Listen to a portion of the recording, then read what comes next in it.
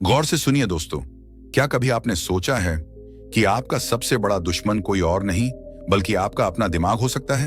हाँ, वो ही दिमाग जो आपको दुनिया से लड़ने की ताकत देता है, वो ही दिमाग जो आपको अंधेरे में धकेल देता है, अकेलेपन में फेंक देता है और फिर कहता है, अब तू ही संभाल खुद को। अब सोचिए, एक इंसान जंगल में शेर से नहीं मरा, दुर्घटना में नहीं मरा, बीमारी से नहीं मरा। वो मरा सिर्फ इसलिए क्योंकि उसने खुद को हर दिन अंदर से खा डाला, अपनी सोचों से, अपने विचारों से, अपनी कल्पनाओं से। क्योंकि इंसान को सबसे ज्यादा खतरा बाहर से नहीं बल्कि उस विचार से होता है जो कभी हुआ ही नहीं, लेकिन उसने सोचा। आपने भी किया है ना ऐसा? सोचा है कि सामने वाला मुझे नजरअंदाज कर रहा है, सोचा है कि शायद मैं ही गलत हूं, सोचा है कि कहीं सब कुछ खत्म ना हो जाए, सोचा है कि मैं किसी के लायक नहीं। लेकिन क्या कभी आपने रोकने की कोशिश की उस सोच को? शायद नहीं, क्योंकि आपको यही लगता है कि ज्यादा सोचना मेरी आदत है, मेरा स्वभाव है। पर सच्चाई ये है, ये आदत नहीं, एक धीमा जहर है जो हर दिन आपके आत्मविश्वास को खा रहा है, हर रात आपकी नींद को छीन रहा है, हर रिश्ते को तोड़ रहा है और सबसे खतरनाक बात, आपको आपसे अलग कर रहा है। अब आप कहेंगे, भाई मैं क्या करूं? सोच अपने आप आ जाती है। तो सुनिए, विचार आना स्वाभाविक है, पर हर विचार को घर में बिठा लेना मूर्खता है। आप सोचते रहते हैं और दुनिया चलती रहती है। आप सोचते रहते हैं और मौके निकलते रहते हैं। आप सोचते रहते हैं और लोग जिनके बारे में आप सोच रहे थे वो अपनी जिंदगी हंसते हुए जी रहे होते हैं, बिना एक पल भी आपको सोचे। यही है ओवर थिंकिंग का सबसे कड़वा सच। आप खुद को खत्म कर रहे होते हैं उन लोगों के लिए जो आपको याद भी नहीं रखते। गौतम बुद्ध ने कहा था, एक जला हुआ कोयला जब तक तुम उसे हाथ में पकड़े रहोगे वो सिर्फ तुम्हें जलाएगा। ओवर थिंकिंग वो कोयला है जिसे आप हर दिन उठाते हैं, हर दिन जलते हैं, हर दिन मुस्कुराहट का मुखौटा पहनते हैं, पर अंदर से खाली, थके हुए और टूटे हुए होते हैं। अब सवाल यह है, क्या आप जिंदगी भर इसी सोच में उलझे रहना चाहते हैं, या अब उस अनदेखे पिंजरे को तोड़ना चाहते हैं जिसमें आप हर दिन खुद को बंद कर लेते हैं? अगर आपके भीतर भी कभी एक शांत इंसान था जो हर चीज को स्वीकार करता था, हर बात को जाने देता था, तो ये वीडियो उसे वापस लाने की शुरुआत है। क्योंकि ये वीडियो आपको बताएगा नहीं, बचाएगा उस इंसान से जो आपके ही अंदर छिपा बैठा है और हर पल आपको सोच सोच कर तोड़ रहा है। ये सिर्फ एक वीडियो नहीं है, ये एक युद्ध है आप और आपके भीतर की अनचाही सोच के बीच। और इस युद्ध की शुरुआत अभी और यहीं से होती है। क्या आप जानते हैं, कभी कभी सबसे बड़ी लड़ाई हम किसी और से नहीं, अपने ही दिमाग से लड़ते हैं। बात ज्यादा बड़ी नहीं होती, लेकिन दिमाग उसे इतना बड़ा बना देता है कि हम अंदर ही अंदर टूटने लगते हैं। कभी किसी ने हमसे कुछ उल्टा सीधा कह दिया तो हम सोचते हैं, क्यों कहा? क्या मैं गलत था? क्या वो मुझसे नाराज है? फिर हम उस एक बात को 100 बार सोचते हैं, उस इंसान के हर शब्द का विश्लेषण करते हैं और खुद ही दुखी हो जाते हैं। अब जरा सावन को देखिए। सावन एक बेहद समझदार, संवेदनशील और होशियार लड़का था। हर बात को ध्यान से समझता था, हर भावना को महसूस करता था। लेकिन एक आदत थी जिसने उसकी सारी खूबसूरती पर पर्दा डाल दिया। वो हर बात को जरूरत से ज्यादा सोचता था। कोई हल्की सी बात बोल देता तो वो सोच में डूब जाता। कोई मैसेज नहीं करता तो सोचने लगता शायद अब रिश्ता खत्म हो गया। कोई गलती हो गई तो खुद को रात भर माफ नहीं कर पाता। धीरे धीरे ये सोच उसका आत्मविश्वास खा गई, उसकी आंखों की चमक फीकी पड़ गई और दिमाग हर समय उलझा उलझा सा। लेकिन क्या आप जानते हैं, ये समस्या सिर्फ सावन की नहीं है, ये हम सभी की है। हर दिन हम सैकड़ों बातें सोचते हैं और उनमें से 90% बातें या तो फालतू होती हैं या डर पर आधारित। आप सोने की कोशिश करते हैं, दिमाग चलता रहता है। आप किसी से बात कर रहे होते हैं लेकिन अंदर से सवाल चल रहे होते हैं, उसने क्या सोचा होगा? मैंने कुछ गलत तो नहीं कहा? अब सवाल उठता है, हम इतना क्यों सोचते हैं? तो इसका जवाब हमारे दिमाग में छुपा है। हमारा मन, हमारी सोच 2 भागों में बंटी होती है। एक है चेतन मन, कॉन्शियस माइंड, और दूसरा है अवचेतन मन, सबकॉन्शियस माइंड। हमारा चेतन मन हर पल कुछ ना कुछ सोचता रहता है, लेकिन वो कमजोर होता है जब कोई भावना बहुत गहरी होती है, जैसे डर, शर्म, गुस्सा, पछतावा। तो ये भावनाएं सीधा अवचेतन मन में दर्ज हो जाती हैं और अवचेतन मन कंप्यूटर की तरह काम करता है। वो तर्क नहीं करता, बस जो डाला गया है वो बार बार दोहराता है। अगर आपको बार बार लगता है कि आप गलत हो, तो आपका अवचेतन मन उस सोच को सच मान लेता है और फिर हर बात पर आपको शक करवाता है। अब इसका असर क्या होता है? आप कोई काम शुरू करने से पहले ही सोचते हैं, मैं कर पाऊंगा या नहीं। आप कोई बात कहने से पहले डरते हैं, लोग क्या सोचेंगे। आप कोई फैसला लेने में हिचकते हैं, अगर गलत हो गया तो। और यहीं से शुरू होता है ओवरथिंकिंग का दुष्चक्र। ये सोच धीरे धीरे हमें कमजोर बना देती है, हमारे रिश्ते खराब करने लगती है, हमारे फैसले टल जाते हैं और सबसे बड़ी बात, हम अपने ही विचारों में कैद हो जाते हैं। गौतम बुद्ध ने कहा था, तुम जो सोचते हो वही बन जाते हो। अगर तुम्हारी सोच डर और पछतावे से भरी है तो तुम्हारा जीवन भी डर और पछतावे से भर जाएगा। अब सवाल है, क्या ज्यादा सोचना वाकई इतना खतरनाक है? तो सुनिए, ज्यादा सोचना आपकी नींद खराब करता है, आपकी रचनात्मकता को मारता है, रिश्तों में दूरी लाता है, आत्मसंदेह को जन्म देता है और सबसे खतरनाक, आपको समय के वर्तमान पल से काट देता है। आप इस वक्त अपने घर में बैठे होते हैं, लेकिन दिमाग या तो अतीत के किसी अफसोस में होता है या भविष्य की किसी चिंता में। अब सोचिए, ये जिंदगी तो सिर्फ अभी में है, लेकिन हम अभी को जी ही नहीं पा रहे। अब एक सवाल और, कौन लोग ज्यादा नहीं सोचते? वो लोग जो खुद पर भरोसा करते हैं, जो गलती को गलती की तरह लेते हैं, सजा की तरह नहीं, जो अपनी भावनाओं को पहचानते हैं पर उनमें फंसते नहीं, और जो जानते हैं कि हर बात को समझना जरूरी नहीं, कुछ बातों को छोड़ देना ही शांति है। ओवर थिंकिंग ये एक ऐसी आदत है जो आज के समय में हर तीसरे इंसान को परेशान कर रही है। हम सभी के जीवन में एक सोचने की सीमा होती है, लेकिन जब ये सोच हमें चलाने लगे तब वो सोच नहीं, सजा बन जाती है। ज्यादा सोचने की आदत हमारे भीतर इतनी गहराई से बैठ जाती है कि हम कब उसके शिकार हो जाते हैं पता ही नहीं चलता।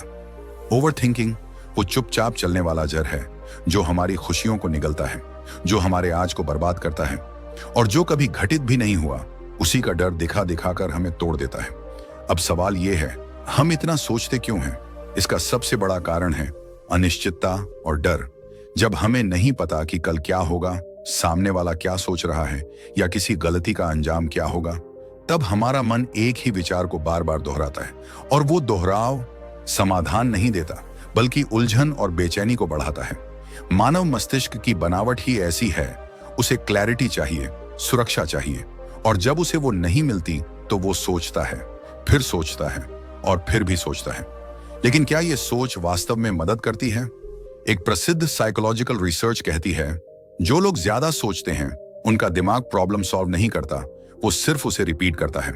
यानी हम समाधान नहीं खोज रहे होते, हम सिर्फ उसी समस्या को नए नए रूपों में दोहराते हैं और यही हमारे दिमाग की ऊर्जा को खा जाता है। और जब ये प्रक्रिया रोज रोज दोहराई जाती है तब anxiety, insomnia, low self esteem और डिप्रेशन जैसे मानसिक रोग जन्म लेते हैं।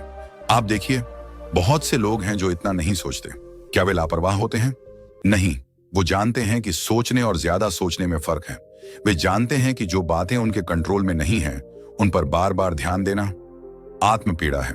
अब सवाल उठता है, इस आदत को छोड़े कैसे? तो इसका उत्तर है मन को समझकर, ना कि उससे लड़कर। हमारा मन एक बंदर की तरह है जो कभी एक डाली से दूसरी तो कभी तीसरी पर कूदता रहता है, और जब हम उसे रोकने की कोशिश करते हैं वो और ज्यादा उछलता है। इसलिए पहला कदम है ध्यान देना, ऑब्जर्व करना। जब आप खुद को ज्यादा सोचते हुए पकड़ें तो खुद से ये पूछिए, क्या ये सोच अभी मेरे किसी काम की है? क्या इससे मेरी समस्या का समाधान हो रहा है? क्या ये मेरा समय और ऊर्जा ले रही है? आप पाएंगे कि 90% बार आप सिर्फ खुद को मानसिक दंड दे रहे होते हैं। अब यहाँ एक बात और समझनी होगी, हमारा अवचेतन मन, सबकॉन्शियस माइंड, इस सोच को और गहराई से पकड़ लेता है। जब आप बार बार किसी बात को सोचते हैं तो वो आपके अवचेतन मन में बैठ जाती है और फिर बिना वजह भी वो विचार आने लगते हैं। इसीलिए बुद्धिमानी है सोचने की क्वालिटी को बदलना, क्वांटिटी को नहीं। गौतम बुद्ध ने कहा था, मन ही सब कुछ है, तुम जैसा सोचते हो वैसे ही बन जाते हो। इसका मतलब ये नहीं कि हम सोचें ही नहीं, बल्कि सोचें लेकिन सचेत होकर, सोचें लेकिन सकारात्मक दिशा में, सोचें लेकिन समझदारी और सीमित मात्रा में। अब सवाल उठता है कि मन को नियंत्रित कैसे करें? यहाँ कुछ गहरे और प्रभावी उपाय हैं। सबसे पहले सांसों पर ध्यान देना शुरू करें। जब भी मन बहुत दौड़ने लगे, आंखें बंद करें और अपनी सांस की गति को महसूस करें। सिर्फ 2 मिनट और आप देखेंगे कि विचार धीमे हो रहे हैं। दूसरा, अपने विचारों को लिखिए। जो कुछ भी दिमाग में चल रहा है उसे कागज पर उतार दीजिए। लिखने से दिमाग खाली होता है और क्लैरिटी आती है। तीसरा, अपने शरीर को सक्रिय रखिए। फिजिकल एक्टिविटी आपके मन की ऊर्जा को सकारात्मक दिशा में ले जाती है। चौथा, ज्यादा सोच के ट्रिगर्स को पहचानिए। कौन से लोग, कौन से समय या कौन सी परिस्थितियां आपको ज्यादा सोचने पर मजबूर करती हैं, उन्हें जानिए और समय रहते खुद को संभालिए। और सबसे महत्वपूर्ण, हर दिन खुद से एक सवाल पूछिए, क्या मैं अपने वर्तमान को एक ऐसी चीज के लिए बर्बाद कर रहा हूं जो या तो हो चुकी है या शायद कभी होगी ही नहीं। अब आप सोच सकते हैं, ये सब तो ठीक है, लेकिन क्या इससे सच में फर्क पड़ेगा? तो इसका उत्तर है हाँ, 100% फर्क पड़ेगा, लेकिन तब जब आप इसे सिर्फ सुने, नहीं अपनाएं। मन पर नियंत्रण कोई जादू नहीं, ये एक अभ्यास है। हर दिन थोड़ा थोड़ा अपने विचारों पर नजर रखिए, उन्हें दिशा दीजिए और जरूरत पड़ने पर रुको, कहना सीखिए। क्योंकि अगर आप नहीं कहेंगे तो ये सोच आपका जीवन चलाएगी, और जो सोच हमारे नियंत्रण में नहीं है वो हमारे जीवन की सबसे बड़ी कैदी बना सकती है। इसलिए अब समय है जागने का। अब समय है अपने सोचने की सीमा को समझने का। अब समय है सोचने और जीने के बीच संतुलन बनाने का।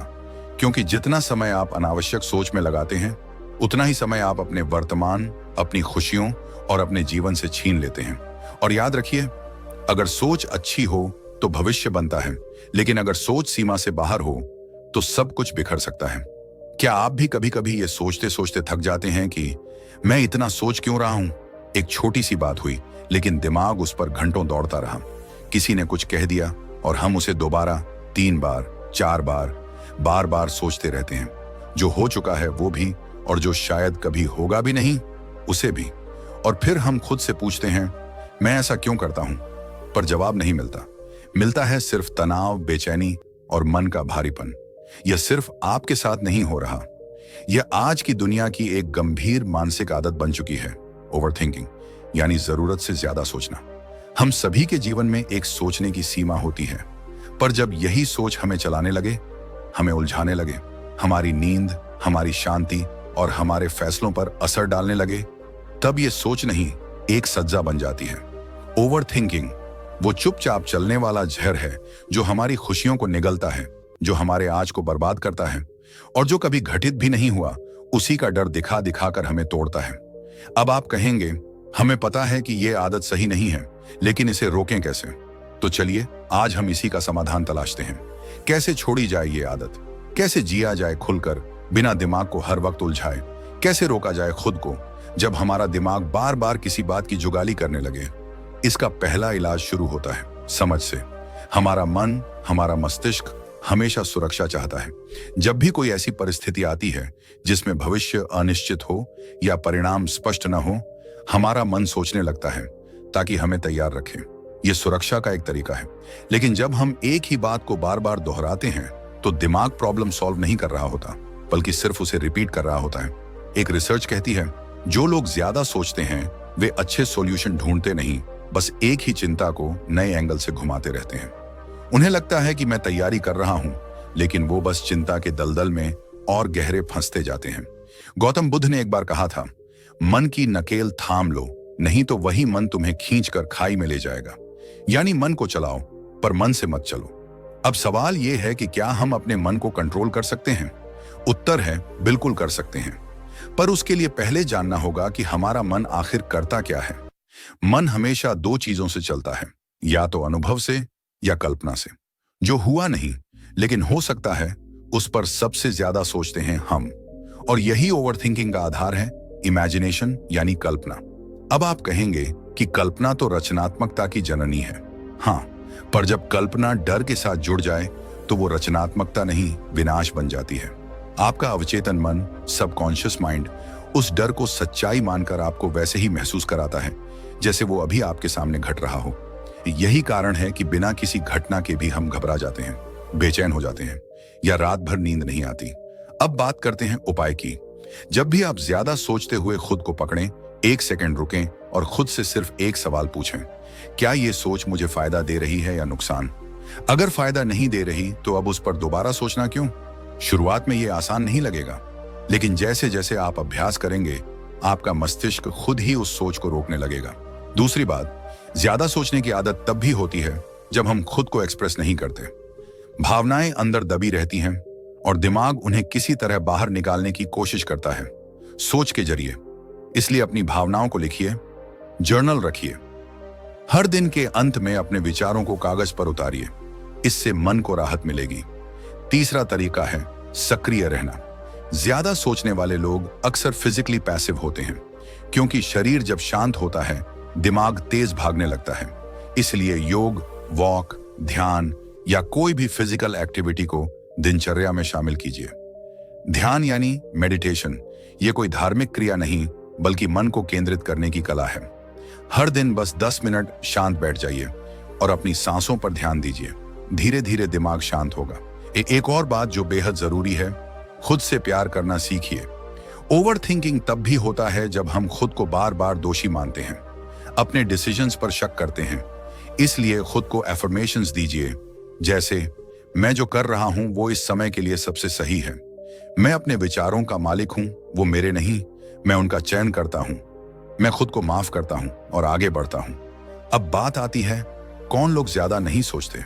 ध्यान दीजिए, जो लोग प्रेजेंट मोमेंट में रहते हैं वो कम सोचते हैं, क्योंकि वो जानते हैं कि भविष्य सिर्फ एक संभावना है, सच्चाई नहीं, और अतीत तो पहले ही जा चुका है। इसलिए आज में जीने की कला सीखिए और याद रखिए, ओवर थिंकिंग कभी भी एक बार में नहीं छूटता, ये एक प्रोसेस है। हर बार जब आप खुद को सोचते हुए पाते हैं और आप सोच को रोकने की कोशिश करते हैं तो आप एक कदम आगे बढ़ते हैं। अब इस पूरी चर्चा के बाद एक बात दिल से कहना चाहता हूं, आपका दिमाग आपका दोस्त है, पर जब वो बिना बुलाए सलाह देने लगे तो वक्त आ गया है उसे शांत बैठाना सिखाने का। और इसी यात्रा में जब आप इस सोच को पहचानने लगते हैं और उसे रोकने लगते हैं, तभी आपके जीवन में क्लैरिटी आती है, शांति आती है और एक ऐसी शक्ति विकसित होती है जो सब कुछ बदल देती है। दोस्तों, क्या आपने कभी खुद से यह सवाल किया है, मैं इतना क्यों सोचता हूं? एक बात बताइए, आप किसी कमरे में अकेले बैठे हैं, बाहर कुछ नहीं हो रहा, लेकिन अंदर आपके दिमाग के भीतर जैसे तूफान चल रहा हो। बीते हुए लम्हे, भविष्य की चिंता, किसी की कही बात, अपनी ही कही बात, गलती, पछतावा, डर, उम्मीद, और यह सिलसिला कभी रुकता नहीं। यह है ओवर थिंकिंग, यानी जरूरत से ज्यादा सोचना। यह कोई आम बात नहीं है, यह एक आदत बन जाती है और आदतें इंसान को या तो बना देती हैं या बर्बाद कर देती हैं। आज का ये वीडियो एक साधारण सलाह नहीं है, यह एक आंतरिक यात्रा है आपके मन की गहराई में उतरने की, क्योंकि जब तक हम मन की जड़ों तक नहीं जाएंगे तब तक ये सोचने की बीमारी कभी नहीं जाएगी। तो चलिए शुरू करते हैं। हम सबसे पहले बात करेंगे, खुद को माफ करना क्यों जरूरी है। हर बार जब आप कोई गलती करते हैं, जब कोई रिश्ता टूटता है, जब कोई बात आपके मन को चुभ जाती है, तो आप बार बार उसी बात को सोचते हैं, काश मैं ऐसा नहीं करता, काश मैंने ऐसा कहा होता, काश वो ऐसा नहीं करता। ये काश काश हमें अंदर से खा जाता है। पर सच्चाई क्या है? जो हो गया वो बदल नहीं सकता, जो आने वाला है वो हमारे हाथ में नहीं है। हमारे पास सिर्फ एक ही चीज है, अभी, यही पल। और अगर आप इस पल को भी उसी बीते हुए सोच में डूबकर गंवा रहे हैं तो आप असल में 2 बार अपना नुकसान कर रहे हैं। इसलिए खुद को माफ करना सीखिए, क्योंकि जब आप खुद को माफ करते हैं तो आप अपने दिमाग को एक नई दिशा देते हैं। गौतम बुद्ध ने कहा था, पिछले पर टिके रहने से केवल दुख पैदा होता है। आपका मन तब तक मुक्त नहीं हो सकता जब तक आप खुद को क्षमा नहीं करते। अब बात करते हैं एक्टिव रहने की ताकत की।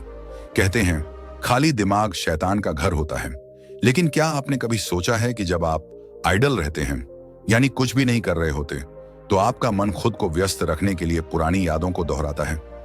आपने देखा होगा, जब आप टहलते हैं, योग करते हैं, नाचते हैं, पेंटिंग करते हैं, किसी काम में डूबे होते हैं, तो सोचने का समय ही नहीं मिलता। क्यों? क्योंकि मन को काम मिल गया। ओवर थिंकिंग की सबसे बड़ी जड़ होती है मन को आइडल छोड़ देना। अब ये मत सोचिए कि एक्टिव रहना मतलब बस फिजिकल एक्टिविटी ही होनी चाहिए। मेंटल एक्टिविटी भी उतनी ही जरूरी है। नई चीजें सीखना, किताबें पढ़ना, ध्यान करना, ये सब आपके मस्तिष्क को एक पॉजिटिव दिशा देते हैं। जैसे एक नदी का बहाव अगर सही दिशा में हो तो वो जिंदगी देती है, लेकिन अगर वही पानी ठहर जाए तो सड़ने लगता है। मन भी ऐसा ही है। अब थोड़ा और गहराई में चलते हैं। हम इतना क्यों सोचते हैं? इसका जवाब आपके अवचेतन मन में छिपा है। हमारा कॉन्शियस माइंड, यानी जो अभी आपसे बातें कर रहा है, वो केवल 10% काम करता है। बाकी 90% हमारा सबकॉन्शियस माइंड चलाता है, जिसे हम नियंत्रित नहीं करते, लेकिन वही हमें नियंत्रित करता है। अगर आपने बचपन से यह देखा है कि हर चीज पर ज्यादा सोचो, पहले हर पहलू को तोलो, डर हो तो भी सोचो, आगे मत बढ़ो, तो आपका अवचेतन मन यही मान चुका है कि ज्यादा सोचना ही सुरक्षा है। और अब आप उस सुरक्षा के भ्रम में फंस चुके हैं। पर क्या ज्यादा सोचने से समस्याएं हल होती हैं? नहीं, बल्कि नई समस्याएं पैदा हो जाती हैं। ओवरथिंकिंग आपके शरीर में कॉर्टिसोल नाम का स्ट्रेस हार्मोन बढ़ाता है। नींद खराब होती है, शरीर में थकान महसूस होती है और धीरे धीरे एंजाइटी और डिप्रेशन तक पहुंच सकता है। अब सवाल यह है, क्या कुछ लोग ऐसे भी होते हैं जो ज्यादा नहीं सोचते? हाँ, होते हैं। वे लोग जो जीवन को स्वीकारना जानते हैं, जो जानते हैं कि जीवन में हर चीज को कंट्रोल नहीं किया जा सकता, जो हर सवाल का जवाब तुरंत ढूंढने की बजाय उसे समय के साथ खुद पर छोड़ देते हैं, जो हर गलती से नफरत नहीं करते बल्कि उसे टीचर की तरह ट्रीट करते हैं। वे लोग ओवरथिंक नहीं करते, वो लाइव करते हैं। और अगर आप भी ऐसा जीवन जीना चाहते हैं तो आपको एक नई आदत बनानी होगी, अपने मन को ऑब्जर्व करना। हर बार जब आप किसी सोच में डूब जाएं, एक पॉज लें और खुद से एक सवाल पूछें, क्या ये सोच मुझे नुकसान पहुंचा रही है या फायदा? अगर नुकसान पहुंचा रही है तो वहां से ध्यान हटा दीजिए। शुरू में ये मुश्किल लगेगा, पर अभ्यास से ये एक शक्तिशाली आदत बन सकती है। अब बात करते हैं मन के रोल की। मन हमारा सबसे बड़ा मित्र भी है और सबसे बड़ा दुश्मन भी। जब हम मन के पीछे पीछे चलते हैं तब ये हमें भ्रमित करता है, पर जब हम मन को अपने पीछे चलाना सिखाते हैं तब ये हमारे जीवन को एक दिशा देता है। जैसे गौतम बुद्ध ने कहा था, मन ही सब कुछ है, जो तुम सोचते हो वही तुम बन जाते हो। इसलिए जरूरी है कि हम मन को काबू करना सीखें, और मन को काबू करने का पहला कदम है साक्षी भाव। ऑब्जर्व करो, रिएक्ट मत करो। सोच आ रही है, देखो, पर उसके साथ बह मत जाओ। अब बात आती है कि हम अपने मन को ओवरथिंकिंग से कैसे बचाएं। ध्यान, मेडिटेशन इस दिशा में सबसे बड़ा हथियार है।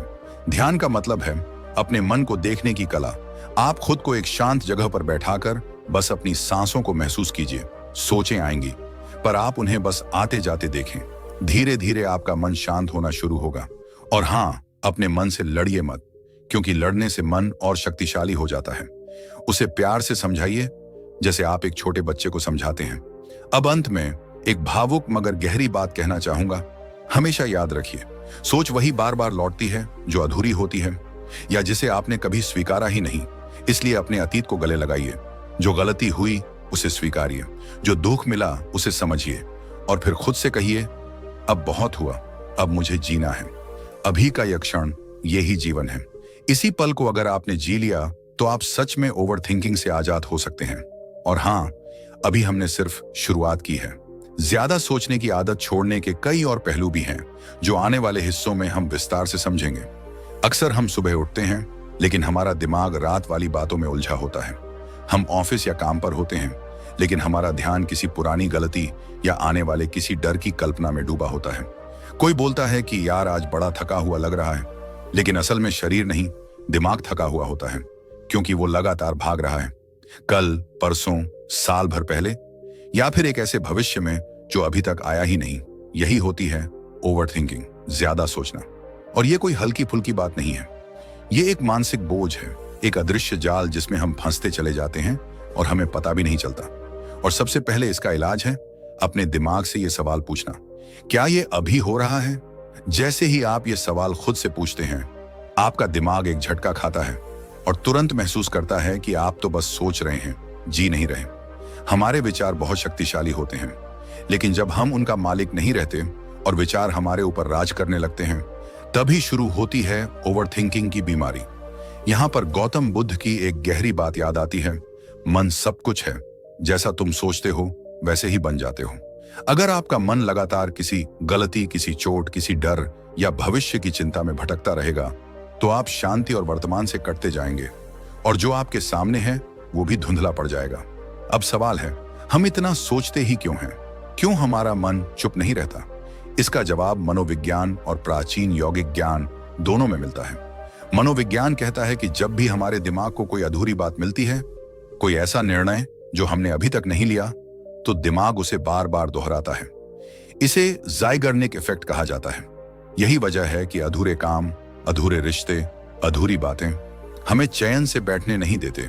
दूसरी ओर योग शास्त्र कहता है, मन ही बंधन है, मन ही मुक्ति। जब मन को आपने अपने अधीन कर लिया, आप मुक्त, लेकिन जब मन ने आपको पकड़ लिया, आप बंध गए। इसलिए जब भी आप खुद को एक ही बात को बार बार सोचते हुए पाएं, तो सबसे पहले अपनी चेतना को वहीं रोकें और पूछें, क्या ये इस समय हो रहा है? इस सवाल का उत्तर ही आपके भीतर शांति ला सकता है। अब दूसरी बड़ी बात आती है, डिसीजन डिले। ओवर थिंकिंग की असली जड़ यही है, अनिर्णय। हम कोई निर्णय नहीं लेते क्योंकि हम डरते हैं कि कहीं वो गलत ना हो जाए। हम सोचते रहते हैं, सोचते रहते हैं, सोचते ही रह जाते हैं और इस सोच के चक्रव्यूह में घुसते ही चले जाते हैं। याद रखिए, परफेक्ट डिसीजन जैसी कोई चीज नहीं होती। हर निर्णय में एक रिस्क होता है, एक संदेह होता है, लेकिन आप जब तक निर्णय नहीं लेते, तब तक आपका मन चैन नहीं लेने देता। तो क्या करना चाहिए?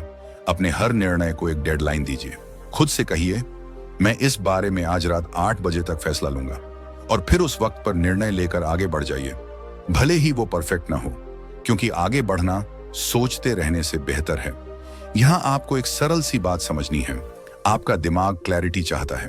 अगर आप उसे बार बार अधूरी और अनिश्चित बातें देते रहेंगे, तो वो बार बार उन्हें चू करेगा, जैसे कोई इंसान किसी रबर को चबाता है, स्वाद न आते हुए भी चबाया जा रहा है। एंशिएंट इंडियन विजडम भी यही कहती है, विचार तभी शांत होते हैं जब निर्णय लिया जाता है। संशय ही मन को अस्थिर करता है, और जब मन अस्थिर होता है तो इंसान खुद को भी नहीं समझ पाता। तो अगर आपको इस ओवर थिंकिंग से बचना है, तो 2 चीजें हमेशा याद रखिए।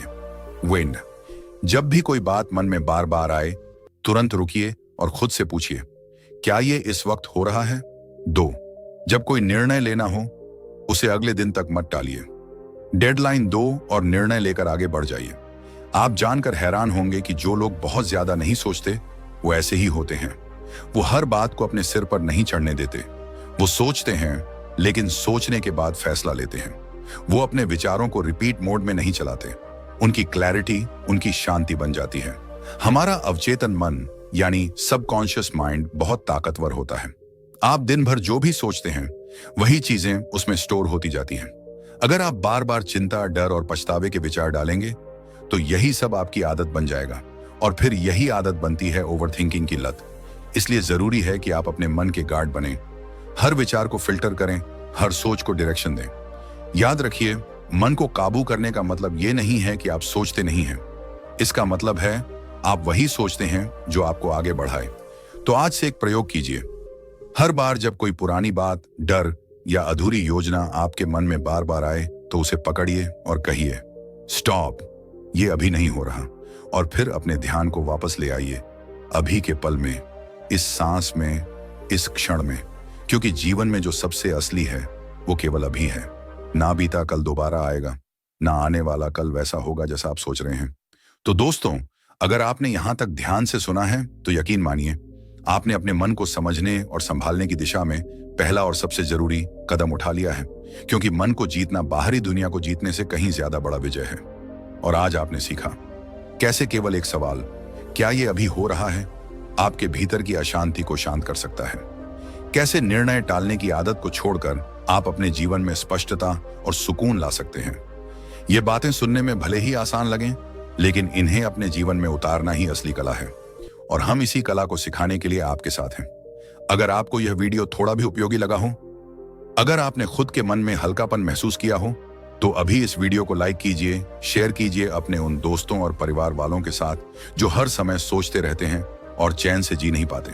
और अगर आप चाहते हैं कि आगे आने वाले वीडियो में हम आपको और गहराई से समझाएं, जैसे कि ज्यादा सोचने के और कौन कौन से खतरनाक लक्षण होते हैं, या फिर कैसे अपने मन को रोज रोज की जिंदगी में पूरी तरह शांत और नियंत्रित रखें, तो इस चैनल को सब्सक्राइब करना मत भूलिए और साथ ही बेल आइकॉन को जरूर दबाइए, ताकि जब भी अगला जीवन परिवर्तन करने वाला वीडियो आए, सबसे पहले आपके पास पहुंचे।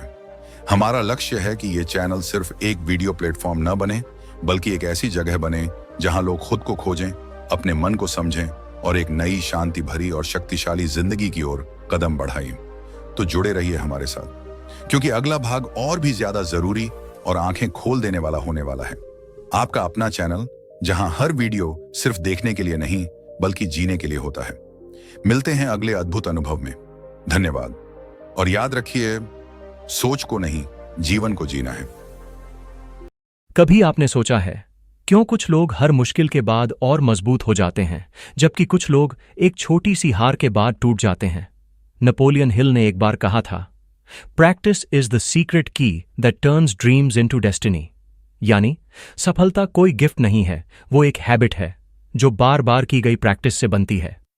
आज हम इस फिलॉसफी को 4 अध्यायों में समझेंगे।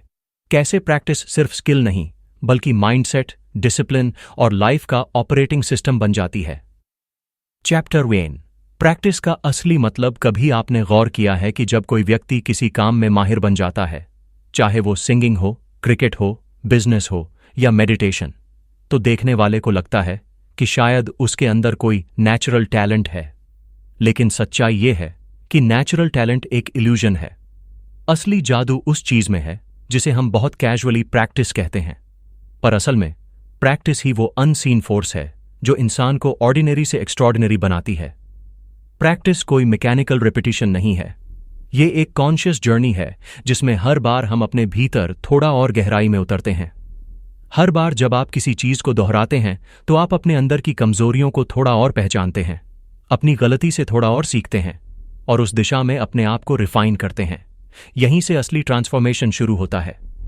नेपोलियन हिल ने कहा था, knowledge is only potential power, it becomes power only when applied and practised. मतलब, जानकारी अपने आप में शक्ति नहीं है, वो तभी ताकत बनती है जब आप उसे बार बार अप्लाई करते हैं, जब तक वो आपकी आइडेंटिटी का हिस्सा न बन जाए। जब कोई व्यक्ति कुछ सीखता है, जैसे गिटार बजाना या पब्लिक स्पीकिंग, तो शुरुआत में सब कुछ ऑकवर्ड लगता है। फिंगर्स सही स्ट्रिंग्स पर नहीं पड़ती, वॉइस कांपती है, कॉन्फिडेंस डगमगाता है। लेकिन जब आप उसी ऑकवर्डनेस को बार बार फेस करते हैं, प्रैक्टिस करते हैं, तो आपका दिमाग धीरे धीरे नए तरीके से काम करना शुरू कर देता है। न्यूरोसाइंस के अनुसार हमारा ब्रेन प्लास्टिक है, यानी फ्लेक्सिबल। जब हम किसी एक्टिविटी को रिपीटेडली फोकस्ड तरीके से करते हैं तो हमारे न्यूरॉन्स के बीच नए कनेक्शंस बनते हैं। इन्हें न्यूरल पाथवेज कहते हैं। ये पाथवेज धीरे धीरे मजबूत होते जाते हैं और फिर वो स्किल हमारे लिए एफर्टलेस हो जाती है। इमेजिन करो, जब एक बच्चा पहली बार साइकिल चलाना सीखता है तो वो गिरता है, चोट खाता है, फिर उठता है। हर बार उसका दिमाग बैलेंस, कोऑर्डिनेशन और रिफ्लेक्सेस को थोड़ा और कैलिब्रेट करता है। कुछ ही हफ्तों में वो बिना सोचे, बिना डर के साइकिल चलाने लगता है। वही प्रोसेस हर चीज में होती है, चाहे वो एग्जाम की तैयारी हो, मेडिटेशन का प्रैक्टिस हो या किसी स्टेज पर कॉन्फिडेंटली बोलना। शुरुआत में डर, गलती और हिचकिचाहट होती है, लेकिन रिपीटेड एक्सपोजर से आपका दिमाग खुद को रिवायर कर लेता है। यही है प्रैक्टिस का असली meaning, self rewiring, self upgrading. Practice सिर्फ बॉडी का काम नहीं है, ये माइंड का रीप्रोग्रामिंग प्रोसेस है। हर बार जब आप किसी चीज की प्रैक्टिस करते हैं, आप अपने सबकॉन्शियस माइंड में एक नया बिलीफ एम्बेड कर रहे होते हैं, मैं यह कर सकता हूं। पहले दिन जब आप बोलते हैं तो आपके भीतर डाउट होता है। 10वें दिन तक वही डाउट कम होने लगता है। 30वें दिन तक आप उस काम को नेचुरली करने लगते हैं। फिर 100वें दिन वो काम आपकी आइडेंटिटी बन जाता है।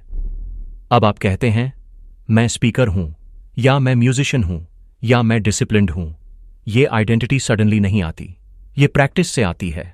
प्रैक्टिस का जादू यही है कि वो आपको धीरे धीरे बदल देती है, बिना आपको खुद एहसास हुए। बाहर से कुछ बड़ा नहीं दिखता, आप बस रोज वही काम कर रहे होते हैं, लेकिन अंदर कुछ बड़ा ट्रांसफॉर्म हो रहा होता है। आपका माइंड, आपकी इमोशंस और आपकी बिलीफ्स एक नए लेवल पर इवॉल्व कर रहे होते हैं। एक पियानिस्ट का एग्जाम्पल लेते हैं, वो रोज वही ट्यून बजाता है। देखने वाले को लगता है कि वो बस कीज दबा रहा है, लेकिन असल में वो हर बार कुछ न कुछ नया कर रहा है। कभी वो टोन में इमोशन जोड़ता है, कभी टाइमिंग में प्रिसिजन, कभी रिदम में सॉफ्टनेस। और ये जो छोटे छोटे सुधार हैं, वही ग्रोथ प्रैक्टिस कहलाते हैं। अगर वही पियानिस्ट मैकेनिकल तरीके से बिना अटेंशन के वही चीज बजा रहा है, तो वो सिर्फ रेपिटेशन कर रहा है, ग्रोथ नहीं। फर्क बस अवेयरनेस का है। प्रैक्टिस तब मीनिंगफुल होती है जब उसमें कॉन्शियसनेस हो, जब आप हर बार यह देखें कि मैं इससे थोड़ा और बेहतर कैसे बन सकता हूं। नेपोलियन हिल कहते हैं कि सक्सेसफुल लोग ऑर्डिनरी लोगों से बस एक चीज में आगे होते हैं, they do ordinary things extraordinarily well. इसका मतलब ये नहीं कि वो कोई असाधारण काम करते हैं, बल्कि वो साधारण काम को असाधारण सिंसेरिटी से करते हैं। वो हर बार प्रैक्टिस को एक सेक्रेड रिचुअल की तरह करते हैं, न कि रूटीन की तरह। अब बात आती है कि प्रैक्टिस से ब्रेन कैसे रिवायर होता है। जब आप किसी स्किल को बार बार दोहराते हैं तो आपका ब्रेन न्यूरॉन्स के बीच में नए सिनेप्टिक कनेक्शंस बनाता है। जितना ज्यादा रेपिटेशन और फोकस, उतनी तेज कनेक्शन। ये कनेक्शंस इलेक्ट्रिकल सिग्नल्स की तरह काम करते हैं और बार बार प्रैक्टिस करने से ये सिग्नल्स और फास्ट हो जाते हैं। इसका रिजल्ट ये होता है कि वो स्किल ऑटोमेटिक हो जाती है। इसे मसल मेमोरी कहा जाता है, पर असल में ये मसल नहीं, माइंड की मेमोरी होती है। आपका सबकॉन्शियस माइंड उस पैटर्न को स्टोर कर लेता है। एग्जाम्पल के तौर पर एक ड्राइवर को देखो। शुरुआत में उसे हर गियर शिफ्ट याद रखना पड़ता है, हर क्लच टाइमिंग सोचना पड़ता है, लेकिन कुछ महीनों बाद वो ट्रैफिक में बात करते हुए भी स्मूथली ड्राइव करता है। उसका कॉन्शियस माइंड अब सोच नहीं रहा, उसका सबकॉन्शियस सिस्टम हैंडल कर रहा है। यही पावर प्रैक्टिस देती है। वो चीजें जो पहले एफर्ट लगती थीं, वो एफर्टलेस हो जाती हैं। प्रैक्टिस का एक और गहरा पहलू है कॉन्फिडेंस का निर्माण। कॉन्फिडेंस किसी मोटिवेशन से नहीं आता, वो एविडेंस से आता है। हर बार जब आप प्रैक्टिस करते हैं, आपका दिमाग एक नया एविडेंस स्टोर करता है कि मैंने ये किया है। जितने ज्यादा एविडेंस, उतना ज्यादा कॉन्फिडेंस। यानी अगर आप रोज 20 मिनट्स गिटार प्रैक्टिस करते हैं तो आपका दिमाग खुद को बार बार कहता है, मैं म्यूजिशियन हूं। यही बार बार की रेपिटेशन आपके बिलीफ सिस्टम को शेप करती है। और जब बिलीफ मजबूत होता है तो परफॉर्मेंस अपने आप ऊपर चला जाता है। अब एक बात पर ध्यान दीजिए, प्रैक्टिस का अर्थ सिर्फ स्किल सीखना नहीं, बल्कि अपने माइंड को डिसिप्लिन सिखाना भी है। प्रैक्टिस सिखाती है पेशेंस, फोकस और ह्यूमिलिटी। जब आप किसी चीज को बार बार करते हैं तो आपको एहसास होता है कि परफेक्शन एक इल्यूजन है, इंप्रूवमेंट ही रियलिटी है। और यही माइंडसेट एक लॉन्ग टर्म विनर का माइंडसेट है। बहुत से लोग अर्ली स्टेज में प्रैक्टिस छोड़ देते हैं क्योंकि उन्हें रिजल्ट नहीं दिखता।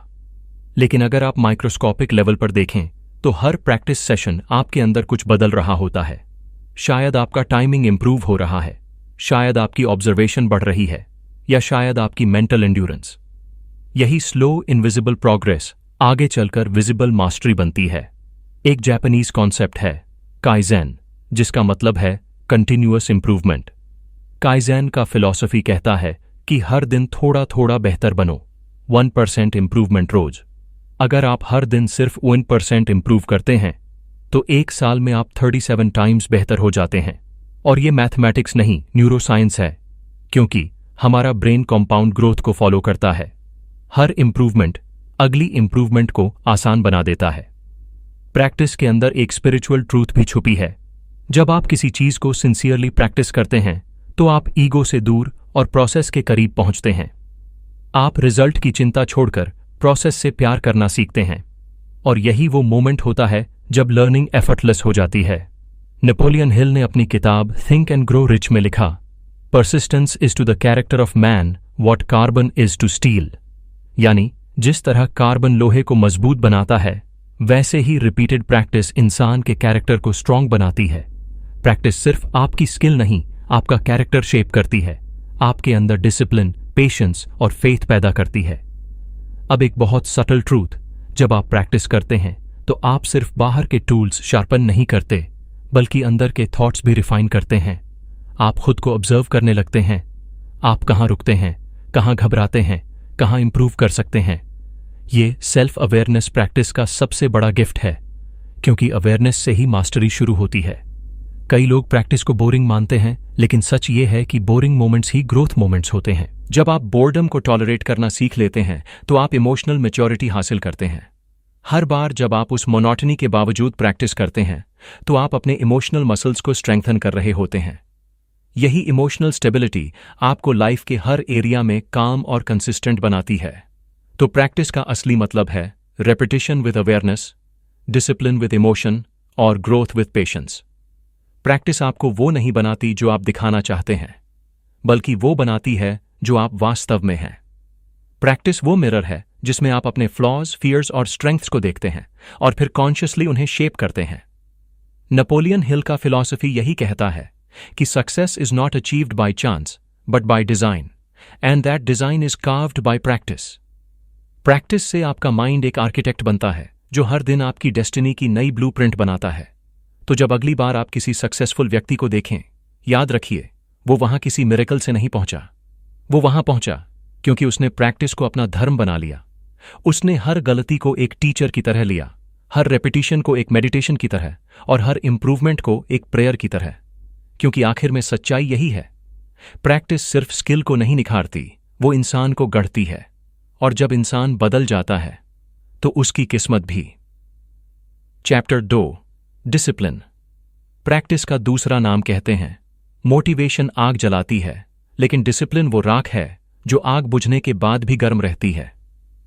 मोटिवेशन आपको किसी नए काम की शुरुआत करने की ताकत देता है, पर जब जिंदगी आपको परखेगी, जब दिन भारी लगेंगे, जब दिमाग थका होगा और दिल हारेगा, तब सिर्फ एक चीज आपको आगे बढ़ाएगी, और वो है डिसिप्लिन। यही कारण है कि नेपोलियन हिल ने अपनी किताब थिंक एंड ग्रो रिच में लिखा, self discipline is the master की टू रिचेस। यानी इंसान का सबसे बड़ा इन्वेस्टमेंट उसका डिसिप्लिन है, क्योंकि यही वो क्वालिटी है जो हर गोल को रियलिटी में बदलती है। मोटिवेशन झूठ बोलती है क्योंकि वो फीलिंग्स पर चलती है, और फीलिंग्स कभी स्थायी नहीं होती। आज इंस्पिरेशन है, कल नहीं। आज एनर्जी है, कल थकान है। मोटिवेशन मूड पर डिपेंड करती है, लेकिन डिसिप्लिन मूड के खिलाफ काम करना सिखाता है। डिसिप्लिन वो शक्ति है जो आपको कहती है, मुझे मन नहीं है, फिर भी मैं करूंगा। और यही लाइन सक्सेसफुल और एवरेज लोगों को अलग करती है। हर successful athlete, artist, writer, businessman या साइंटिस्ट ने एक बात नोटिस की है, वो दिन जब आपका मन प्रैक्टिस करने का नहीं करता, वही दिन आपके फ्यूचर का टेस्ट होता है। क्योंकि जो काम आप मन न होते हुए भी करते हैं, वो ही आपकी आइडेंटिटी डिफाइन करता है। माइकल फेल्प्स ने कहा था, I trained for years without missing a single day, not even Sunday. सोचिए, एक इंसान जिसने दुनिया के सबसे ज्यादा ओलंपिक मेडल्स जीते, उसने खुद को छुट्टी का लग्जरी भी नहीं दिया। क्यों? क्योंकि वो जानता था कि अगर एक दिन ब्रेक लिया तो रिदम टूट जाएगी, और once rhythm breaks, rebuilding it takes 10 times more effort. Discipline का मतलब सिर्फ स्केड्यूल फॉलो करना नहीं है, ये एक कमिटमेंट है अपने हायर सेल्फ के साथ। जब आप डिसिप्लिन अपनाते हैं तो आप अपने कंफर्ट जोन को धीरे धीरे छोटा और अपने ग्रोथ जोन को बड़ा करते हैं। आप अपने दिमाग को सिखाते हैं कि इमोशंस टेम्पररी हैं, लेकिन पर्पस परमानेंट है। और जब आप इमोशंस की बजाय पर्पस ड्रिवन लाइफ जीने लगते हैं तो आप अनस्टॉपेबल बन जाते हैं। नेपोलियन हिल कहते हैं, the man who masters himself masters everything. यानी जो व्यक्ति अपनी इच्छाओं, आदतों और बहानों पर कंट्रोल कर लेता है, उसके लिए दुनिया की कोई सीमा नहीं रहती। डिसिप्लिन असल में सेल्फ कंट्रोल की कला है। ये वो एबिलिटी है जिससे आप अपनी इंपल्सिव डिजायर्स को पोस्टपोन करके लॉन्ग टर्म ग्रोथ चुनते हैं। सोचिए, जब कोई एथलीट सुबह 4 बजे उठकर प्रैक्टिस करता है, जब राइटर हर दिन ब्लैंक पेज के सामने बैठता है, जब एंटरप्रेन्योर रोज रिजेक्शन के बावजूद प्लान बनाता है, वो किसी बाहरी फोर्स से नहीं चल रहा होता, वो अपने भीतर के डिसिप्लिन से ड्रिवन होता है। डिसिप्लिन उन्हें वह करता है जो जरूरी है, न कि जो कन्वीनियंट है। मोटिवेशन कहता है, आज एनर्जी है तो करो। डिसिप्लिन कहता है, एनर्जी हो या ना हो, करना है। मोटिवेशन टेम्पोररी इंस्पिरेशन है, डिसिप्लिन परमानेंट ट्रांसफॉर्मेशन है। डिसिप्लिन आपके अंदर कंसिस्टेंसी पैदा करता है, और कंसिस्टेंसी किसी भी महान उपलब्धि की जड़ है। नेपोलियन हिल कहते हैं, if you cannot do great things, do small things in a great way. मतलब, हर दिन छोटे कामों को ईमानदारी से करो। आपको हर दिन कोई बड़ी उपलब्धि नहीं चाहिए, आपको हर दिन बस थोड़ा बेहतर बनना है, बस 8%। यही है स्मॉल कंसिस्टेंसी, बिग एफर्ट का फिलॉसफी। क्योंकि कंसिस्टेंसी कंपाउंड इफेक्ट पैदा करती है। अगर आप हर दिन 1% बेहतर बनते हैं तो 1 साल में आप 37 गुना बेहतर हो जाते हैं। लेकिन अगर आप 8% गिरते हैं तो साल के अंत में आपकी क्षमता लगभग 0 हो जाती है। कंसिस्टेंसी छोटे कदमों का जादू है जो धीरे धीरे आपकी आइडेंटिटी को बदल देता है। डिसिप्लिन वही ब्रिज है जो गोल्स और रिजल्ट्स के बीच जुड़ा होता है। गोल्स सिर्फ इमेजिनेशन है जब तक आप डिसिप्लिन्ड एक्शन नहीं लेते। हर दिन का छोटा एक्ट, चाहे वो 30 मिनट वर्कआउट हो, 10 पेज रीडिंग हो या 15 मिनट मेडिटेशन, धीरे धीरे आपको उस व्यक्ति में बदल देता है जो आप बनना चाहते हैं। एक बार एक मंक से किसी ने पूछा, आप हर सुबह 4 बजे मेडिटेशन क्यों करते हैं? क्या वो समय स्पेशल है? मंक ने मुस्कुराकर कहा, नहीं, वो समय नहीं, वो कमिटमेंट स्पेशल है। डिसिप्लिन यही है, commitment to self, commitment to purpose, commitment to progress. Discipline आपकी ब्रेन केमिस्ट्री को भी बदल देता है। जब आप रिपीटेडली किसी पॉजिटिव हैबिट को फॉलो करते हैं तो आपके ब्रेन में डोपामीन रिलीज का पैटर्न चेंज होता है। अब आपको प्लेजर इंस्टेंट ग्रेटिफिकेशन से नहीं बल्कि डिलेड सक्सेस से मिलने लगता है। आपका माइंड रिवॉर्ड सिस्टम को रीवायर कर देता है। यही न्यूरोसाइंस का मिरेकल है। डिसिप्लिन आपकी बायोलॉजिकल स्ट्रक्चर को अपग्रेड कर देता है। डिसिप्लिन एक सटल स्पिरिचुअल प्रैक्टिस भी है। जब आप रोज वही काम सिंसेरिटी से करते हैं, चाहे मेडिटेशन हो या राइटिंग, आप ईगो से दूर और सरेंडर के करीब जाते हैं। आप रिजल्ट्स की चिंता छोड़कर प्रोसेस पर भरोसा करना सीखते हैं। धीरे धीरे डिसिप्लिन डिवोशन बन जाता है। तब आपका हर एक्ट एक प्रेयर बन जाता है, एक साइलेंट प्रॉमिस कि मैं आज फिर अपनी बेस्ट कोशिश करूंगा। डिसिप्लिन का सबसे बड़ा दुश्मन है टुमारो, वो शब्द जो धीरे धीरे हर ड्रीम को खा जाता है। जब आप कहते हैं कल से शुरू करूंगा, तो आप आज की पावर खो देते हैं। डिसिप्लिन सिखाता है कि अगर कुछ जरूरी है तो वो अभी करना चाहिए, इम्परफेक्टली सही, लेकिन अभी। बहुत से लोग सोचते हैं कि डिसिप्लिन का मतलब कठोरता या पनिशमेंट है, लेकिन असल में डिसिप्लिन सेल्फ रिस्पेक्ट है। जब आप डिसिप्लिन्ड होते हैं तो आप अपने गोल्स के लिए लॉयल्टी दिखाते हैं। आप खुद से किया हुआ वादा निभाते हैं। आपका सबकॉन्शियस माइंड ये सिग्नल पकड़ता है, मैं अपने शब्द पर कायम हूं, और यही सेल्फ ट्रस्ट बाद में सेल्फ कॉन्फिडेंस बन जाता है। माइकल फेल्प्स की तरह दुनिया के हर टॉप परफॉर्मर ने अपने डिसिप्लिन को सिस्टम बना दिया है। वो जानते हैं कि डिसिप्लिन एक इमोशन नहीं, एक एनवायरनमेंट है। वो अपनी लाइफस्टाइल को इस तरह डिजाइन करते हैं कि डिसीजंस आसान हों। क्लोथ्स, रूटीन, फूड, टाइमिंग, सब प्रीडिफाइंड। क्योंकि डिसिप्लिन तब कमजोर होता है जब आपको बहुत सारे चॉइसेस लेने पड़ते हैं। इसलिए डिसिप्लिन्ड लोग डिसीजन फैटीग से बचते हैं। वो हर चीज को ऑटोमेट कर देते हैं। वो जानते हैं कि एनर्जी को बचाना उतना ही जरूरी है जितना उसे लगाना। डिसिप्लिन आपको वो सिखाता है जो कोई स्कूल नहीं सिखाता, कैसे अपने माइंड को अपने कंट्रोल में लाया जाए। जब आप डिसिप्लिन अडॉप्ट करते हैं तो आप एक्सटर्नल डिस्ट्रैक्शन से मुक्त हो जाते हैं। आपको सोशल मीडिया की नॉइज डिस्टर्ब नहीं करती, दूसरों की राय कमजोर नहीं करती, क्योंकि अब आपका फोकस बाहर नहीं, अंदर होता है। आप हर दिन खुद से कंपीट करते हैं, कल से थोड़ा बेहतर बनना है। डिसिप्लिन के साथ सबसे बड़ा रिवॉर्ड यह है कि आप खुद के अंदर पीस महसूस करने लगते हैं। क्योंकि जब आप अपने एक्शंस को कंट्रोल करते हैं तो गिल्ट और रिग्रेट की जगह सेटिस्फैक्शन आती है। आपको यह महसूस होता है कि मैं अपनी लाइफ के ड्राइवर सीट पर हूं, और यही सेंस ऑफ कंट्रोल इंसान को सबसे ज्यादा हैप्पीनेस देता है। नेपोलियन हिल ने लिखा था, without self discipline success is impossible period. यह स्टेटमेंट कठोर लग सकता है, लेकिन सच्चा है। क्योंकि चाहे गोल हेल्थ का हो, करियर का या स्पिरिचुअलिटी का, अगर आप उसे रोज कंसिस्टेंटली नर्चर नहीं करते तो वो सूख जाता है। डिसिप्लिन उस पानी की तरह है जो हर दिन आपकी कोशिशों की जड़ों को सींचता है। डिसिप्लिन आपको बोरिंग प्रोसेस से प्यार करना सिखाता है, क्योंकि ग्रेटनेस ग्लैमरस नहीं होती, वो क्वाइटली बनती है। जब कोई पियानिस्ट रात के 3 बजे स्केल्स प्रैक्टिस करता है या कोई राइटर ब्लैंक स्क्रीन पर घंटों बैठा रहता है, वो मोटिवेशन से नहीं, डिसिप्लिन से चलता है। और यही इनविजिबल आवर्स बाद में विजिबल ब्रिलियंस बनते हैं। डिसिप्लिन का एक और पहलू है रेजिलियंस। जब आप डिसिप्लिन्ड होते हैं तो सेटबैक्स आपको तोड़ नहीं पाते, क्योंकि आपका फोकस रिजल्ट पर नहीं, प्रोसेस पर होता है। आप जानते हैं कि हर फेलियर टेम्पररी है और कंसिस्टेंसी उसे इवेंचुअली मिटा देगी। डिसिप्लिन आपको इमोशनल इम्यूनिटी देता है।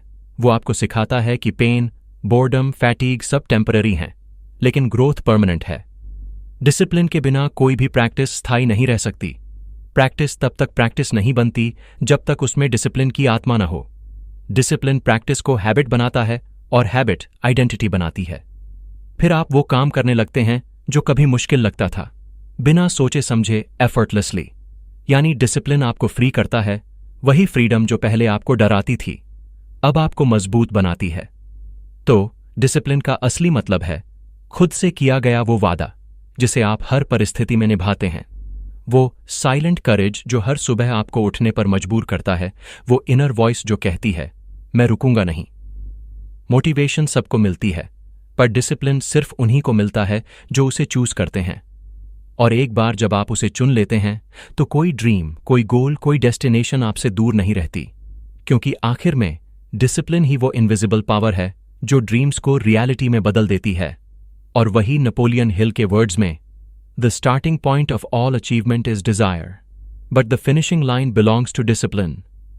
चैप्टर 3, फेलियर, प्रैक्टिस का हिडन टीचर।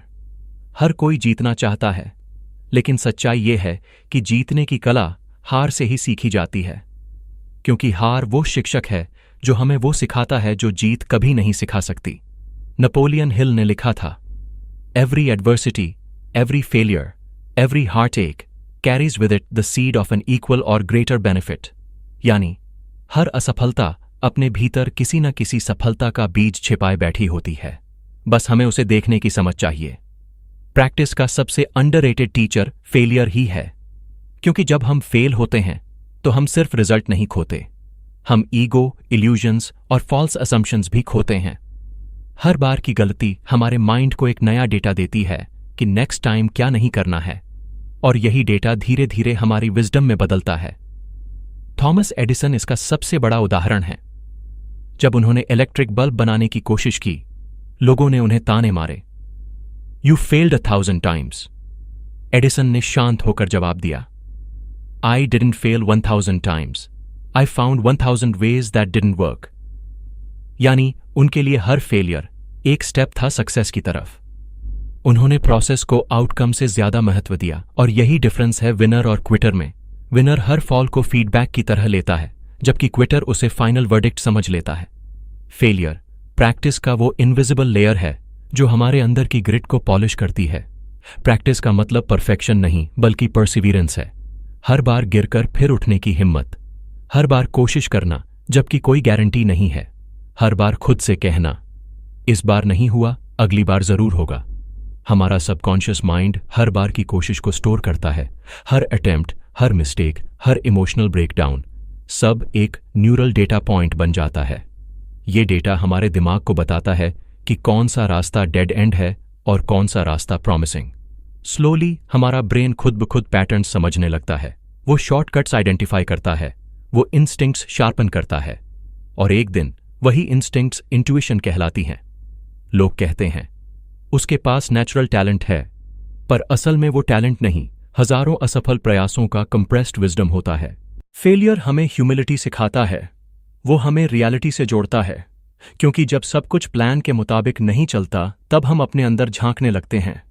प्रैक्टिस के इस स्टेज पर हम समझते हैं कि सक्सेस सिर्फ टेक्निक का खेल नहीं, बल्कि इमोशन मैनेजमेंट का भी खेल है, क्योंकि प्रैक्टिस का सबसे मुश्किल हिस्सा स्किल नहीं होता, वो होता है इमोशन कंट्रोल। सोचिए, एक व्यक्ति जो बार बार असफल हो रहा है, हर रिजेक्शन, हर क्रिटिसिज्म, हर बोरिंग रूटीन के बावजूद काम में लगा है, वो सिर्फ अपनी स्किल नहीं बल्कि अपने इमोशन को भी ट्रेन कर रहा है। वो अपने माइंड को सिखा रहा है कि पेन टेम्परेरी है, पर्पस परमानेंट। यही इमोशनल डिसिप्लिन ही वो चीज है जो विनर्स को ऑर्डिनरी लोगों से अलग करती है। जब कोई आर्टिस्ट महीनों तक कोई पेंटिंग बनाता है पर वो पसंद नहीं आती, या कोई स्टूडेंट बार बार एग्जाम में गिरता है, या कोई एंटरप्रेन्योर अपनी कंपनी को बचाने में नाकाम रहता है, तो उस वक्त पेन सिर्फ बाहर नहीं, अंदर भी होता है। वो पेन आपके कॉन्फिडेंस को तोड़ने की कोशिश करता है, लेकिन अगर आप उस पेन को फील करते हुए भी प्रैक्टिस जारी रखते हैं तो आप एक नया मसल डेवलप कर रहे होते हैं, इमोशनल स्टैमिना। वो स्टैमिना जो बाद में हर प्रेशर में आपको स्टेडी रखता है। सक्सेस को सस्टेन करना आसान नहीं होता, वो इमोशनल मैच्योरिटी मांगता है। अगर आपने फेलियर्स को ग्रेसफुली फेस नहीं किया तो सक्सेस का प्रेशर भी आपको तोड़ देगा। इसीलिए फेलियर आपको प्रिपेयर करता है, वो आपको सक्सेस के वेट को संभालने लायक बनाता है। नेपोलियन हिल ने कहा था, most great people have achieved their greatest success just one step beyond their greatest failure. मतलब, अक्सर लोग उस एक कदम पहले हार मान लेते हैं जहां ब्रेक थ्रू शुरू होने वाला होता है, क्योंकि जब आप बार बार गिरते हैं तो माइंड में डाउट आने लगता है, शायद ये मेरे बस की बात नहीं। लेकिन अगर उस मोमेंट आप ठहर गए तो ग्रोथ वहीं खत्म हो जाती है, और अगर आप उस डाउट के बावजूद चलते रहे तो मिरेकल वहीं से शुरू होता है। फेलियर आपको दो चीजें देता है, क्लैरिटी और करेज। क्लैरिटी इस बात की कि कौन सा रास्ता गलत है, और करेज इस बात की कि गलत रास्ते पर भी चलते रहना कैरेक्टर को बनाता है। प्रैक्टिस इन दोनों को इंटीग्रेट करती है। हर असफलता के बाद जब आप दोबारा प्रैक्टिस करते हैं तो आपका नर्वस सिस्टम रेजिलियंस सीखता है। आपका ब्रेन धीरे धीरे इमोशनल रेजिस्टेंस को अब्सॉर्ब करने लगता है। वो एंग्जाइटी, फियर, फ्रस्ट्रेशन अब आपको रोकते नहीं बल्कि ट्रिगर बनते हैं एक्शन के लिए। यहां एक पावरफुल ट्रूथ है, फेलियर इमोशन से ज्यादा इंटरप्रिटेशन का खेल है। मतलब असफलता खुद कुछ नहीं करती, हमारी परसेप्शन तय करती है कि वो हमें तोड़ेगी या बनाएगी। अगर आप हर फेलियर को पनिशमेंट समझेंगे तो आप डरने लगेंगे, लेकिन अगर आप उसे फीडबैक समझेंगे तो आप सीखने लगेंगे। और लर्निंग ही प्रैक्टिस का असली आउटकम है। हर बार की गिरावट आपके अंदर एक इनर स्टेबिलिटी पैदा करती है। आप अब बाहरी अपलॉज से मोटिवेटेड नहीं होते, आपका रिवॉर्ड अब प्रोग्रेस बन जाता है। और जब प्रोग्रेस ही रिवॉर्ड बन जाए तो आप अनस्टॉपेबल हो जाते हैं। फेलियर आपको यह भी सिखाता है कि सक्सेस लीनियर नहीं होती, वो जिग-जैग होती है, कभी ऊपर कभी नीचे, और हर नीचे गिरना एक ऊपर उठने की तैयारी होती है। प्रैक्टिस इस प्रोसेस को नॉर्मलाइज करती है। वो आपके माइंड को सिखाती है कि setback is not the opposite of success, it's a part of it. कई बार फेलियर के दौरान हमें लगता है कि हम पीछे जा रहे हैं, पर असल में हम अंदर जा रहे होते हैं। और ग्रोथ हमेशा अंदर से शुरू होती है, बाहर से नहीं। जब आप फेल होते हैं तो आप अपने पर्पस से दोबारा जुड़ते हैं। आप खुद से पूछते हैं, मैं ये क्यों कर रहा हूं? और जब क्यों साफ हो जाता है तो कैसे अपने आप मिल जाता है। फेलियर आपको ईगो से अलग करके पर्पस से जोड़ता है।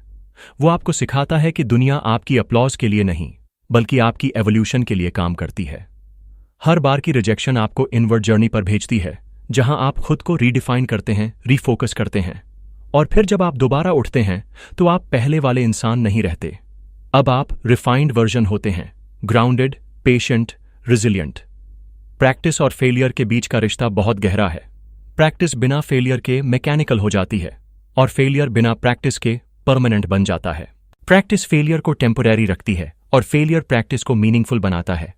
दोनों मिलकर ग्रोथ की सिमेट्री बनाते हैं। सोचिए, अगर एडिसन ने 10 बार में बल्ब बना लिया होता तो शायद वो दुनिया को परसिवियरेंस का लेसन नहीं दे पाते। अगर राइट ब्रदर्स पहली फ्लाइट में सक्सीड हो जाते तो शायद दुनिया पेशेंस का महत्व नहीं समझती। फेलियर्स ही वो बैकड्रॉप हैं जिनके सामने सक्सेस चमकती है। इमोशनल रेजिस्टेंस हैंडल करना भी एक आर्ट है। जब आप डिमोटिवेशन, रिजेक्शन या बोर्डम का सामना करते हैं तो आपका नर्वस सिस्टम एक डिस्कम्फर्ट महसूस करता है। लेकिन हर बार जब आप उस डिस्कम्फर्ट को कॉन्शियसली फेस करते हैं तो आप अपने पेन थ्रेशोल्ड को बढ़ा रहे होते हैं। अगली बार वही डिस्कम्फर्ट कम पेनफुल लगता है और यही हैबिट आपकी इमोशनल टॉलरेंस को बढ़ाती है। लाइफ में वो लोग ही सबसे ज्यादा ग्रो करते हैं जिन्होंने बोर्डम को अपना दोस्त बना लिया है, क्योंकि जब बाकी लोग रूटीन से भागते हैं वो रूटीन में मीनिंग खोज लेते हैं। वो जानते हैं कि ग्रेटनेस किसी वन बिग मोमेंट में नहीं बल्कि उन हजारों साइलेंट फेलियर्स में बनती है जिन्हें कोई देखता नहीं। नेपोलियन हिल की फिलॉसफी यही कहती है कि failure is not a signal to stop, it's a signal to start again, smarter, calmer and stronger. Practice वही माध्यम है जिससे आप इस स्टार्टिंग अगेन की आदत विकसित करते हैं। प्रैक्टिस आपको रेजिलियंस सिखाती है। वो आपको फेल होने की परमिशन देती है, लेकिन रुकने की नहीं। और यही सबसे बड़ा रहस्य है। सक्सेस किसी परफेक्ट प्लान का नतीजा नहीं होती, वो हजारों इम्परफेक्ट अटेम्प्ट्स का प्रोडक्ट होती है। हर फेलियर उस मास्टरपीस की एक इनविजिबल ब्रश स्ट्रोक होती है जो आखिर में पूरी पिक्चर बनाती है। तो अगली बार जब आप फेल हों, कंफ्यूज्ड हों, टूटे हों, हारे हों, तो खुद से बस एक बात याद रखिए, प्रैक्टिस कभी वेस्ट नहीं जाती। हर कोशिश, हर गलती, हर रिजेक्शन आपके अंदर कुछ बना रही है। एक नया वर्जन जो पहले से ज्यादा अवेयर, ज्यादा टफ और ज्यादा ग्राउंडेड है। क्योंकि सच तो यही है, failure doesn't stop you, it shapes you. और प्रैक्टिस वो चाक है जिस पर यह शेपिंग हर दिन होती रहती है। हर हार एक लेसन है, हर दर्द एक डेटा है, और हर कोशिश आपके इनर मास्टरी की एक नई लाइन है। बस चलते रहो, क्योंकि प्रैक्टिस के मंदिर में फेलियर कोई दुश्मन नहीं, वो सबसे ईमानदार गुरु है। चैप्टर 4, प्रैक्टिस को लाइफस्टाइल कैसे बनाएं। कभी आपने गौर किया है कि कुछ लोग हर क्षेत्र में लगातार आगे बढ़ते रहते हैं, वो चाहे पढ़ाई हो, बिजनेस हो, फिटनेस हो या आर्ट, उनका प्रोग्रेस एक स्टेडी रिदम में होता है। वो एक दिन में चमक कर नहीं बल्कि सालों की साइलेंट प्रैक्टिस से इवॉल्व होते हैं। ऐसे लोग प्रैक्टिस को हैबिट नहीं, लाइफस्टाइल बना लेते हैं, और जब प्रैक्टिस लाइफस्टाइल बन जाती है तब सफलता एफर्टलेस दिखने लगती है। नेपोलियन हिल ने कहा था, success comes to those who become success conscious, यानी सफलता उन पर नहीं गिरती जो उसे विश करते हैं, बल्कि उन पर जो हर दिन उसकी डायरेक्शन में सोचते, जीते और काम करते हैं। प्रैक्टिस को लाइफस्टाइल बनाना यानी सक्सेस कॉन्शियस बनना। ऐसा व्यक्ति जो हर दिन अपने पर्पस के साथ अलाइंड रहता है, चाहे परिस्थिति कैसी भी हो। प्रैक्टिस को लाइफस्टाइल में बदलना आसान नहीं, लेकिन एक बार ये ट्रांसफॉर्मेशन शुरू हो जाए तो ये आपको मैकेनिकल एफर्ट से स्पिरिचुअल फ्लो की तरफ ले जाता है। आप कुछ करने से कुछ बनने की यात्रा पर आ जाते हैं। Point 1, clear vision. रखो, हर प्रैक्टिस का एक कारण, एक वाई होना जरूरी है, क्योंकि अगर आपका वाई कमजोर है तो कोई भी डिस्ट्रैक्शन, कोई भी लेजीनेस उसे हरा देगी। लेकिन अगर आपका वाई जलता हुआ है तो वो हर बहाने को जला देगा। नेपोलियन हिल ने कहा था, the starting point of all achievement is desire. Desire यानी वो बर्निंग विजन जो आपके दिल में हर दिन धड़कता है। प्रैक्टिस को लाइफस्टाइल बनाने के लिए आपको यही विजन चाहिए, एक ऐसा गोल जो सिर्फ दिमाग से नहीं, दिल से जुड़ा हो। आप प्रैक्टिस क्यों कर रहे हैं? क्या आप खुद को बेटर बनाना चाहते हैं? किसी ड्रीम जॉब के लिए तैयार हो रहे हैं, या किसी आर्ट को अपनी पहचान बनाना चाहते हैं? विजन क्लैरिटी सिर्फ गोल जानने से नहीं आती, बल्कि उसे महसूस करने से आती है। आपको अपने विजन को देखना, लिखना और हर दिन जीना होगा। Write it down, feel it daily. हर सुबह अपने गोल को रिमाइंड करें, हर रात ग्रैटिट्यूड के साथ सोएं कि आपने उसके लिए कदम बढ़ाया। जब विजन साफ होता है तो डिसिप्लिन ऑटोमेटिक हो जाता है, क्योंकि अब आपका ब्रेन जानता है कि हर प्रैक्टिस सेशन का पर्पस क्या है। अब आप सिर्फ टास्क नहीं कर रहे, आप मिशन पर हैं, और मिशन वाले लोग हारते नहीं, इवॉल्व करते हैं। विजन क्लैरिटी का एक साइंटिफिक पहलू भी है। जब आप अपने गोल्स को लिखते हैं और विजुअलाइज करते हैं तो आपका reticular activating system RAS active हो जाता है। ये दिमाग का वो हिस्सा है जो हर दिन के मिलियन सिग्नल्स में से आपके गोल्स से जुड़े अपॉर्चुनिटीज को फिल्टर करता है। यानी जब आप कॉन्शियसली अपने विजन को फीड करते हैं तो आपका सबकॉन्शियस उसे रियलिटी में ढालने लगता है। इसलिए विजन सिर्फ पेपर पर नहीं, आपके बिहेवियर में, आपकी चॉइसेस में और आपकी एनर्जी में दिखना चाहिए। प्रैक्टिस तब मीनिंगफुल होती है जब वो किसी क्लियर विजन की सर्विस में हो। विदाउट विजन प्रैक्टिस मैकेनिकल है, विद विजन प्रैक्टिस स्पिरिचुअल है। पॉइंट 2, रूटीन को सेक्रेड बनाओ। अब सवाल आता है, आप उस विजन की सर्विस में हर दिन कैसे कंसिस्टेंट रहेंगे? यहीं आता है दूसरा प्रिंसिपल, रूटीन को सेक्रेड बनाओ। रूटीन मतलब वो ढांचा जिसमें आपकी एनर्जी हर दिन डिसिप्लिन के साथ बहती है। लेकिन यहां एक सटल फर्क है। रूटीन कोई जेल नहीं है, रूटीन एक मंदिर है, और आपकी प्रैक्टिस उस मंदिर की पूजा। हर दिन प्रैक्टिस का टाइम फिक्स करें। वो टाइम आपके लिए नॉन निगोशिएबल होना चाहिए, जैसे ब्रीथिंग या ईटिंग, क्योंकि जब आप किसी एक्ट को सेक्रेड बना देते हैं तो वो अब चॉइस नहीं, आइडेंटिटी बन जाती है। एग्जाम्पल के तौर पर, अगर आप हर सुबह 6 बजे मेडिटेशन करते हैं तो वो सिर्फ हैबिट नहीं, वो एक एनर्जेटिक डिक्लेरेशन है कि मैं अपने माइंड को कंट्रोल करता हूं। अगर आप हर शाम 8 बजे राइटिंग करते हैं तो वो एक स्पिरिचुअल कमिटमेंट है कि मैं अपनी इनर वॉइस को सुनने के लिए समर्पित हूं। स्टार्ट स्मॉल, सिर्फ 10 मिनट्स डेली, लेकिन रोज, क्योंकि कंसिस्टेंसी इंटेंसिटी से ज्यादा पावरफुल होती है। आपका ब्रेन रेपिटेशन से ट्रस्ट बनाता है। जैसे जैसे आप डेली प्रैक्टिस करते हैं, आपके न्यूरॉन्स नए पाथवेज क्रिएट करते हैं, और कुछ ही समय में वो एक्शन ऑटोमेटिक हो जाता है। रूटीन को सेक्रेड बनाने का एक और अर्थ है डिस्ट्रैक्शंस को पहचानना और उनसे दूरी बनाना। क्योंकि जब आपका टाइम सेक्रेड है तो उसे किसी भी रैंडम एक्टिविटी को देना आपकी इनर इंटीग्रिटी को कमजोर करता है। सेक्रेड रूटीन के लिए बाउंड्रीज जरूरी हैं। मोबाइल का यूज कंट्रोल करें, नोटिफिकेशन बंद करें, प्रैक्टिस के समय को दूसरों के लिए अवेलेबल न रखें। वो टाइम सिर्फ आपका है, उसे बचाना उसी तरह जरूरी है जैसे ऑक्सीजन बचाना। नेपोलियन हिल कहते हैं, you must form the habit of daily persistence without exception. और परसिस्टेंस तभी संभव है जब आपकी रूटीन सेक्रेड हो। रूटीन वो इनविजिबल आर्किटेक्चर है जो आपकी पर्सनैलिटी को कंस्ट्रक्ट करता है। हर दिन जब आप अपने तय समय पर प्रैक्टिस करते हैं तो आप दुनिया को नहीं, खुद को प्रूव कर रहे होते हैं कि मैं अपने शब्द पर कायम हूं। याद रखिए, प्रैक्टिस बिना रूटीन के रैंडम है, और रूटीन बिना डिसिप्लिन के फ्रैजाइल है, लेकिन जब दोनों मिल जाएं तो वो आपको अनस्टॉपेबल बना देते हैं। Point 3, celebrate micro wins. Practice का जर्नी लंबा होता है, कभी मोनोटोनस, कभी एग्जॉस्टिंग, कभी कंफ्यूजिंग। इसीलिए अगर आप छोटे छोटे जीत को सेलिब्रेट नहीं करेंगे तो मोटिवेशन जल्दी खत्म हो जाएगा। नेपोलियन हिल कहते हैं, victory is always a matter of patience and persistence. Patience का मतलब है वेटिंग विथ फेथ, और उस फेथ को जिंदा रखने के लिए आपको अपने छोटे इंप्रूवमेंट्स को एक्नॉलेज करना जरूरी है। हर बार जब आप थोड़ा बेहतर परफॉर्म करते हैं, सेलिब्रेट इट। हर बार जब आप डिले के बावजूद रूटीन निभाते हैं, सेलिब्रेट इट। हर बार जब आप खुद को नेगेटिव थॉट से बचाकर फिर प्रैक्टिस करते हैं, सेलिब्रेट इट। सेलिब्रेशन का मतलब यहां पार्टी नहीं, अवेयरनेस है। बस अपने आप से थैंक यू कहिए, थोड़ा अप्रिशिएशन दीजिए, क्योंकि हमारा सबकॉन्शियस माइंड प्रेज से ग्रो करता है, क्रिटिसिज्म से नहीं। हर बार जब आप खुद को सेलिब्रेट करते हैं, आप अपने माइंड को एक पॉजिटिव रीइंफोर्समेंट देते हैं कि मैं केपेबल हूं, और यही बिलीफ आगे कंसिस्टेंसी का फ्यूल बनता है। छोटी जीतों को रिकॉग्नाइज करना आपको ग्राउंडेड भी रखता है, क्योंकि जब आप अपनी माइक्रो प्रोग्रेस को देखते हैं तो आप इम्पेशंस से बचते हैं। अब आप प्रोसेस से प्यार करने लगते हैं। आपको रियलाइज होता है कि सक्सेस किसी फाइनल डेस्टिनेशन का नाम नहीं, बल्कि रोज के इंक्रीमेंटल प्रोग्रेस का नाम है। साइकोलॉजी रिसर्च बताती है कि जब आप छोटे गोल्स को कॉन्शियसली सेलिब्रेट करते हैं तो ब्रेन डोपामीन रिलीज करता है, जो मोटिवेशन को सस्टेन करता है। यानी सेलिब्रेशन कोई लग्जरी नहीं, बायोलॉजिकल नेसेसिटी है।